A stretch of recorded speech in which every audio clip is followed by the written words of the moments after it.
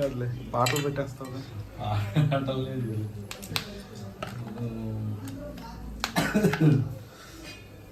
Okay మరి చేప పేరేం పేరమ్మా? ఎందుకులే అయ్యా చెప్తాను. బొచ్చి చేప పులుసు. ఓకేనా? బొచ్చి చేప పులుసు మమ్మీ ఎలా చేయాలి చెప్తారు. ఇదో ఇల్లుబొందు, ఉల్లిపాయ, పచ్చిమిర్చి, కొత్తిమీర, చేపని మనకు కావాల్సిన సైజు కట్ చేసుకుని మంచిగా ఇలాగా. దీనికి ఇప్పుడు అల్లం వెల్లుల్లి పేస్ట్ వేసేసుకోవాలి. కర్రీకి తగ్గ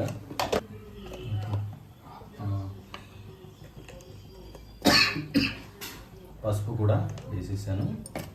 నెక్స్ట్ కారం ఎక్కువ ఉండాలి కదా మమ్మీ. చేపల కూరకి కారం, అసలు నాన్ వెజ్ కంటేనే కారం ఎక్కువ ఉంటే బాగుంటుంది.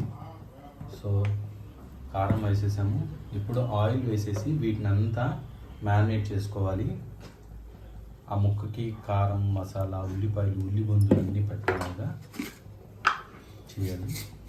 ఇప్పుడు ఉప్పు కూడా వేసేసుకొని మంచిగా అయితే మిక్స్ చేసుకోవాలి. ఇప్పుడు సో ఈ విధంగా చింతపండు పులుసుని, నానబెట్టుకున్న చింతపండు పులుసు ఇప్పుడు యాడ్ చేయాలి. ఓకే, పులుపు చూసుకొని యాడ్ చేసుకోవాలన్నమాట. సో పులుపు కొంచెం ఎక్కువగా ఉంటే ఈ పులుసుకి బొచ్చు చేప పులుసు బాగుంటుంది.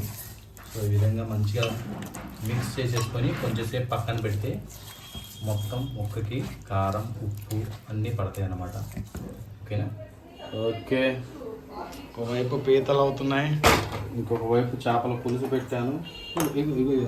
ఇన్స్టాగ్రామ్లో ఇక లైట్ ఇలా తీసుకొని ఇలా తిప్పుతున్నారు అట్లా ఇలాగా.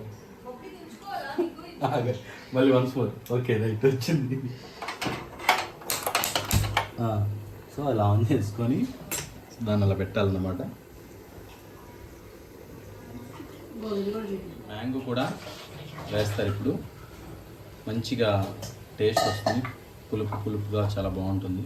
ఆల్రెడీ అది చింతపండు వేస్తారు. ఇది వేస్తే ఇది ఒక డిఫరెంట్ టైప్ పులుపుతనం వస్తుంది. ఇలా వేసి ఇలా కొడితే ఫిష్ కర్రీ అయిపోయిందా?